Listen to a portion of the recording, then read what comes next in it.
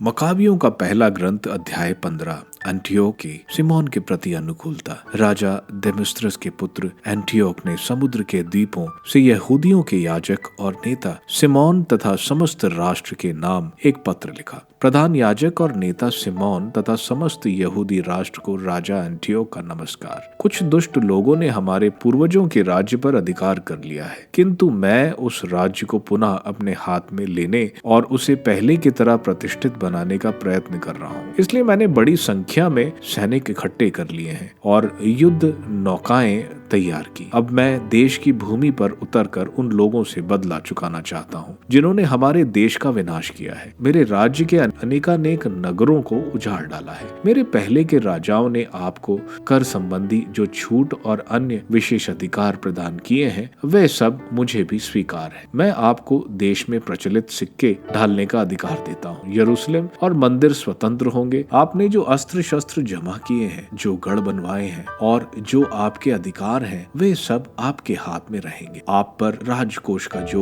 ऋण इस समय है या बाद में होगा, उससे आप अब और सदा के लिए मुक्त किए जाते हैं। हम जैसे ही अपने राज्य पर फिर अधिकार कर लेंगे, हम आपका, आपके राष्ट्र और आपके मंदिर का इतना सम्मान करेंगे कि आप लोगों की कीर्ति संसार की सीमाओं तक फैल जाएगी। एंटियोक का स्वदेश आगमन। एंटियोक ने 174वें वर्ष अपने पूर्वजों के देश के लिए प्रस्थान किया। सारी सेना आकर उससे इस तरह मिल गई कि त्रिफोन के पास थोड़े ही आदमी बच गए। एंटियोक ने उसका पीछा किया और भागते भागते समुद्र तटवर्ती डोरा नामक नगर पहुंचा। उसने देखा कि उस पर विपत्ति टूटने ही वाली है। उसकी समस्त सेना उससे विमुख हो गई और इधर उधर 12,000 पैदल सैनिक और 8,000 घुड़सवार लेकर एंटियोक डोरा नगर के पास पहुंचा। उसने नगर को घेर लिया और समुद्र की ओर से नावें पास आईं। इस तरह उसने थल और समुद्र दोनों ओर से नगर पर आक्रमण किया। ना कोई व्यक्ति बाहर जा सकता था और ना कोई अंदर आ सकता था। विभिन्न राजाओं और देशों के नाम रोम का पत्र। निमोनियस और उसकी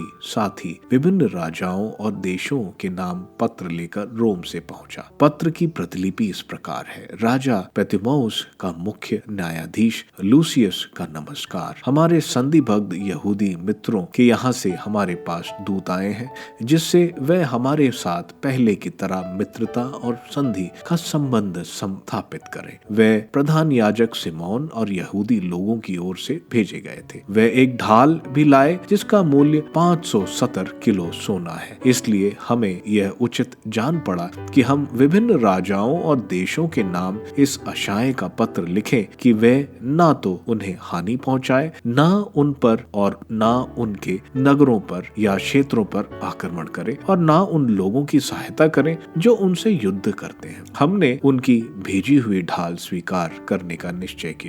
यदि उनके देश में कुछ दुष्ट लोग आपके यहाँ भाग कर आए हो तो उन्हें प्रधान याजक सिमोन के हवाले कर दें, जिससे वह अपने कानून के अनुसार उन्हें दंड दे। उसने राजा देमेत्रियस, अतालिस, अरियाथेस और अस्खेस को भी यही लिखा तथा इन देशों को भी संस्पा में स्पार्ता, देलेस, मिंदास, सिकियोन, करिया, समास, पंफिलिया, लिसिया, हलिकर्नियस, रोदस, फसेलिया, कोस, सीदे, अरादास, गोतीना, कनिदास, साइप्रस और कुरेन को। इसकी एक प्रतिलिपि प्रधान याजक सिमोन को भी दी गई। सिमोन से अंतियोक का विरोध। उधर राजा अंतियोक देश के निकट पड़ाव डालकर अपनी सेना से और युद्ध यंत्रों से उस पर आक्रमण करता रहा। उसने त्रिफोन को इस तरह घेर लिया कि ना कोई व्यक्ति बाहर जा सकता था और ना कोई अंदर आ जा सकता था। सिमोन ने अंतियोक की सहायता के लिए 2,000 चुने हुए आदमी भेजे और उनके साथ चांदी, सोना और विपुल युद्ध सामग्री, किंतु उसने